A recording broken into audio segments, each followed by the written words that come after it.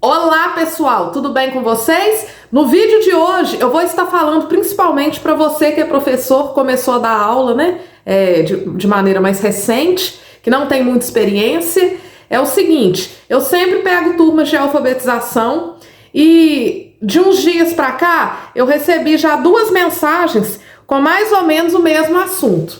Eram professoras, né, uma professora que já até tinha uma experiência e estava com o primeiro ano. Ela não tinha experiência em primeiro ano. Ela já tinha pego outras turmas, quinto, terceiro, quarto ano, trabalhado com EJA e agora estava numa turminha de alfabetização. E a outra professora é a primeira vez que ela põe o pé numa sala de aula, né? E pegou uma turma de alfabetização. Então, assim, as duas mandaram mais ou menos o mesmo teor da conversa. Me falaram assim, meus alunos não sabem, entre aspas, né? Foi as palavras dela. Meus alunos não sabem nada. Como que eu faço? A dificuldade até para manusear o caderno, não consegue ler palavra nenhuma, vai copiar do quadro, quando vai ver tá copiando tudo errado.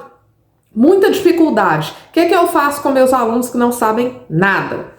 Então, eu estou fazendo esse vídeo, né, direcionado para essas professoras, né, e para quem mais, às vezes, estiver com o mesmo problema, né, com a mesma situação. Então, vamos lá, vamos por parte. Quando a gente fala assim, não sabe nada, né, estamos falando assim, a grosso modo, é claro, né, porque todos nós sabemos alguma coisa, temos a nossa bagagem, né, o que a gente aprende aí no curso de pedagogia, né? O aluno não é uma tábua rasa, ele já vem com a sua bagagem, né? As suas informações. Mas assim, eu entendo, essas professoras quiseram dizer o seguinte, porque o professor é um ser humano. Muitas vezes você está lá na frente, ensinando, quando chega lá no caderno do menino, tá fazendo tudo errado.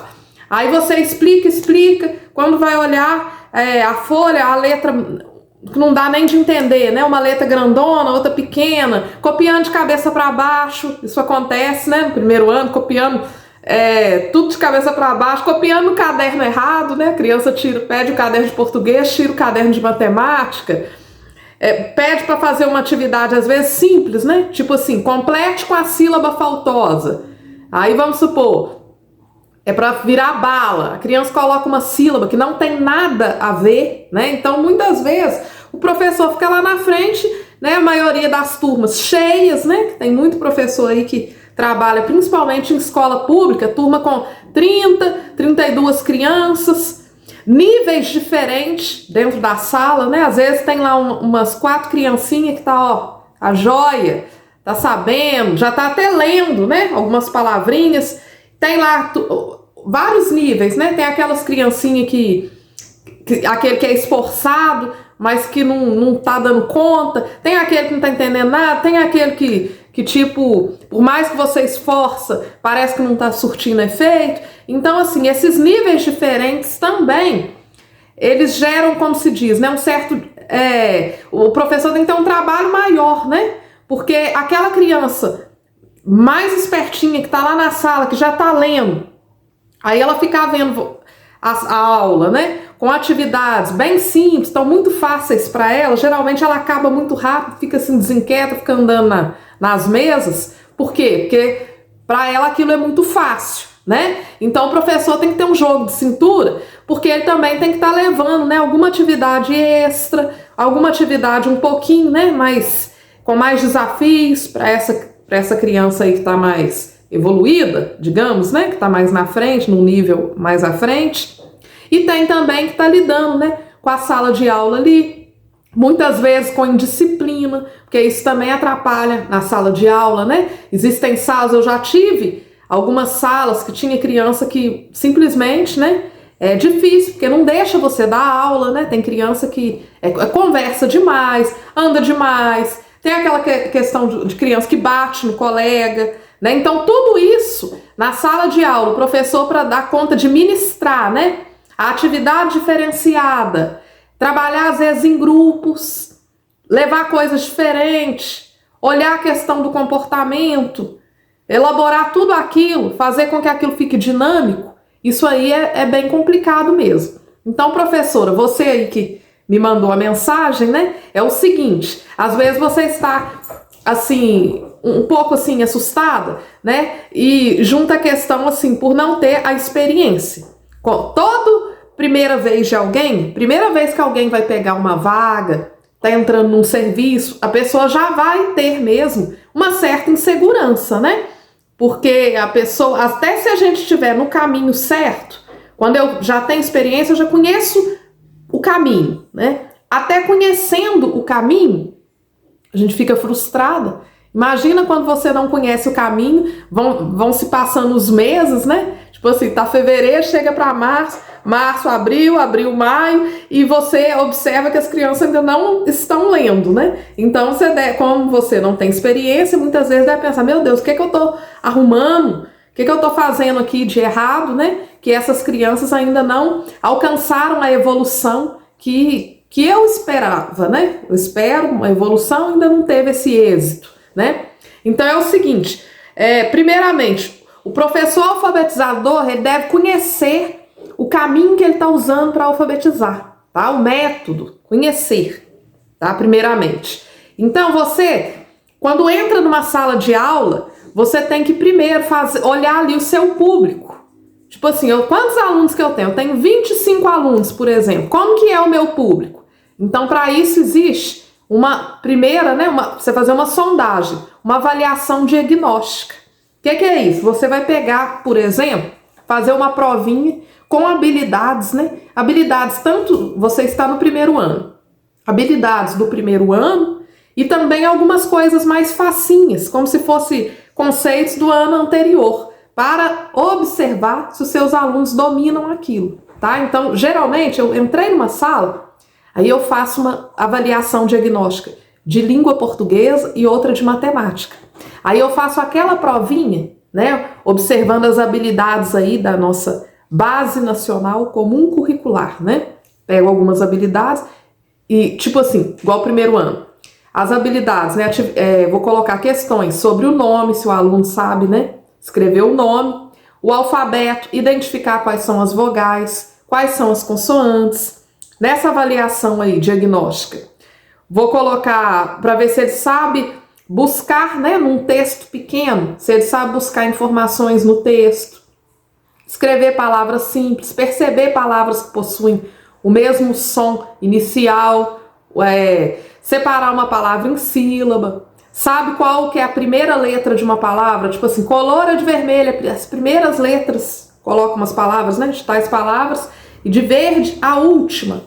Então, saber assim, se ele reconhece esses conceitos, né, de matemática, se ele sabe, né, os números, por exemplo, até 30, ele sabe os números, complete com os números faltosos, sabe o que é antecessor, sucessor, os conceitos assim de maior, menor, os conceitos, por exemplo, está em cima, colora a jarra que está em cima da mesa, circule o brinquedo que está embaixo, né?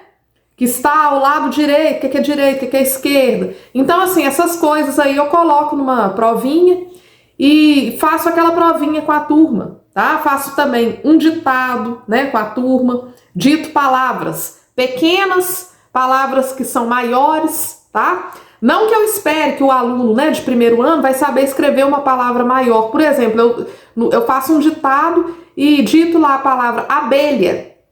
A palavra abelha, uma criança de primeiro ano, como tem a sílaba complexa, né?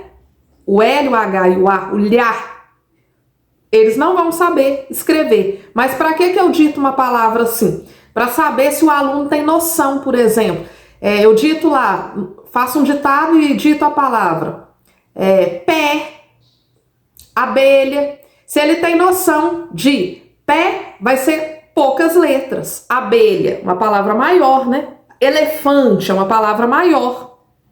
Nisso aí já dá de perceber até a criança, o nível da criança. Porque tem criança que se você ditar a palavra rã, pé, abelha, elefante, vai colocar sempre o mesmo número de letras. Tem criança que coloca abelha, aquele tantão de letra.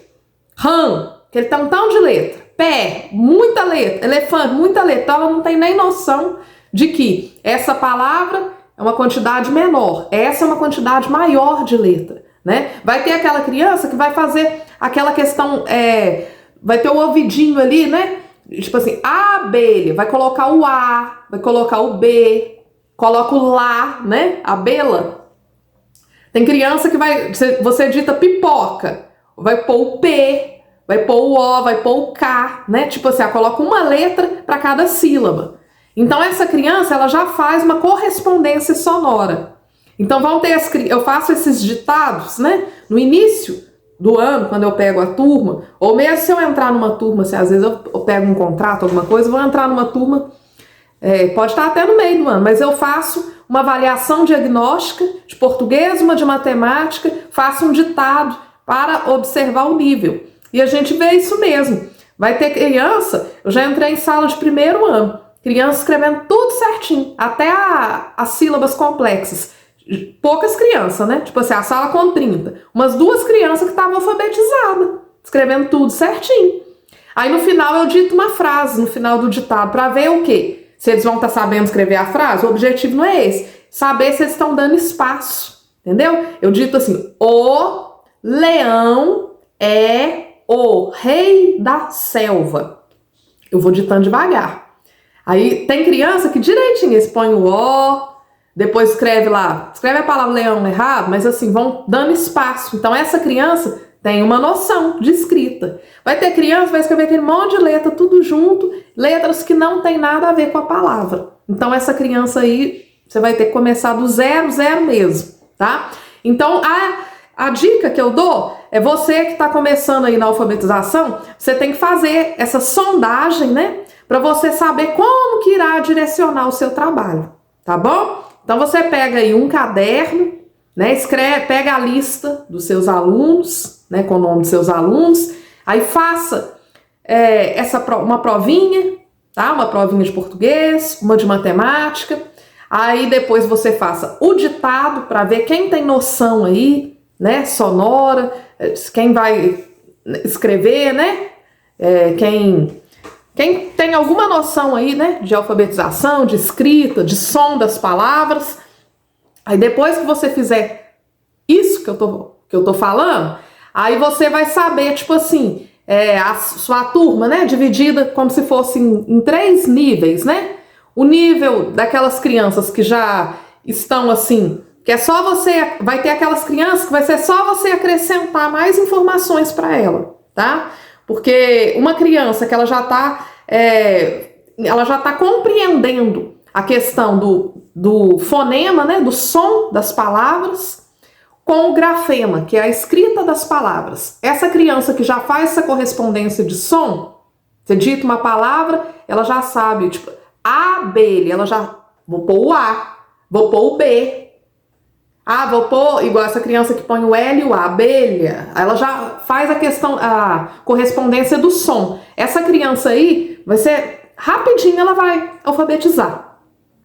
Aquela criança que não tem noção nem da quantidade de letra, se você digitar uma palavra pequena, ela enche de letra, essa criança não tem noção de nada. Então essa criança aí você vai ter que ensinar o som das letras, né? Das vogais, ensinar encontros vocálicos, ensinar o alfabeto. Tem criança que não tem nem coordenação motora, né? Aquela questão copiar em cima da linha, vai ter que ir mostrando para eles. Então essa criança aí vai dar um pouco mais de trabalho, tá?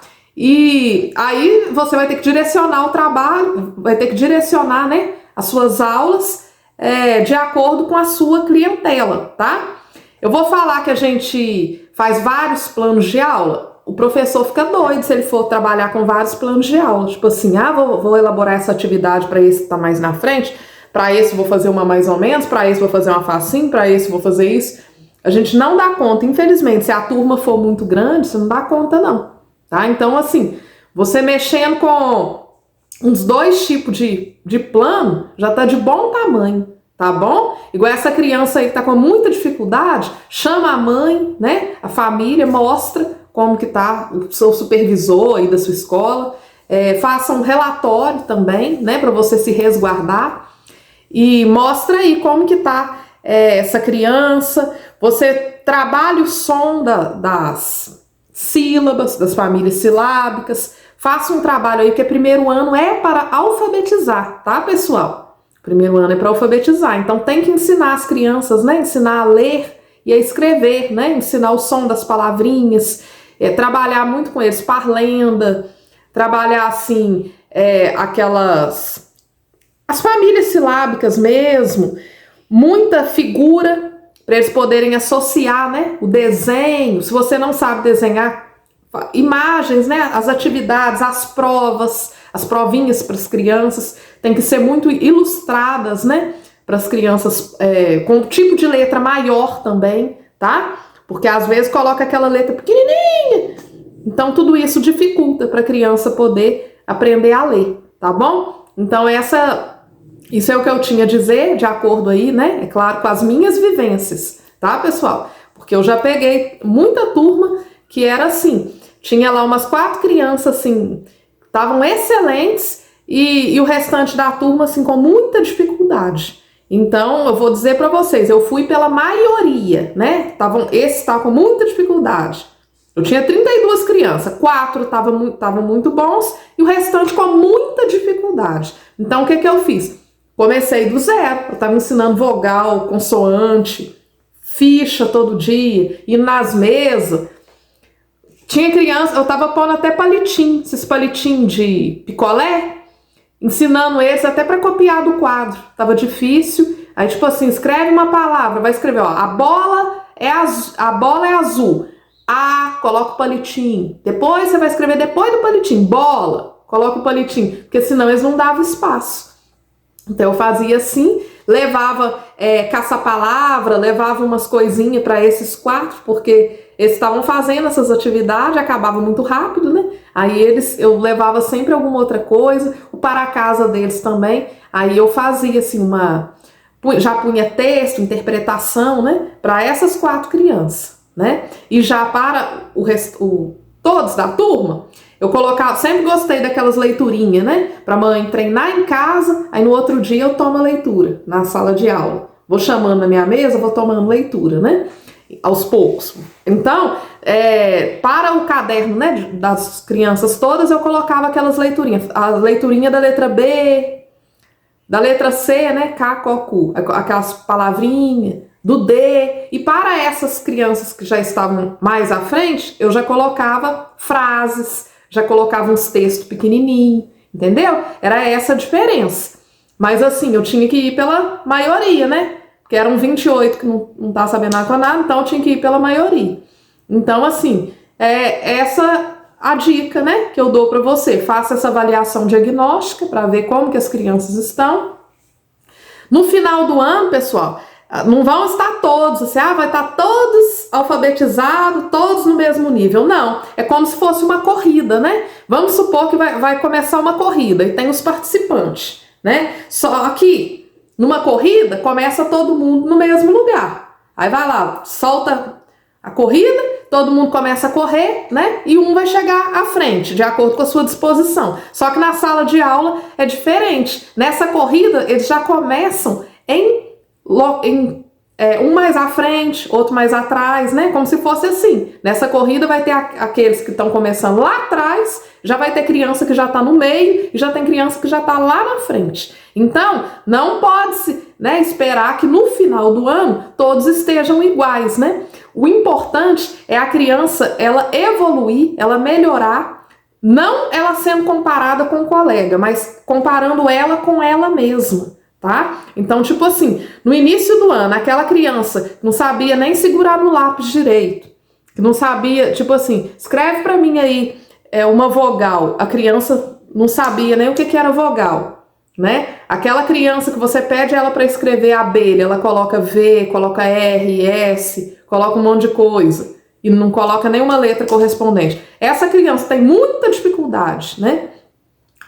No final do ano, se ela já estiver fazendo uma correspondência aí sonora, escrevendo já algumas palavrinhas, o nome dela, sabendo usar, né, o caderno da esquerda para a direita, escrevendo tudo alinhado, copiado o quadro, conhecendo os números. Então, essa criança já teve uma evolução se comparar ela lá no mês de dezembro com ela no início do ano, como ela era, né, em fevereiro. Então, se ela teve uma evolução, às vezes, pessoal, a criança é igual uma plantinha, né? Você vai regar, você vai colocar ali vai colocar a sementinha, vai cobrir, vai aguar, vai cuidar, mas às vezes ela não vai desabrochar, que é o ser alfabetizado. Às vezes ela não vai desabrochar ali com você no primeiro ano.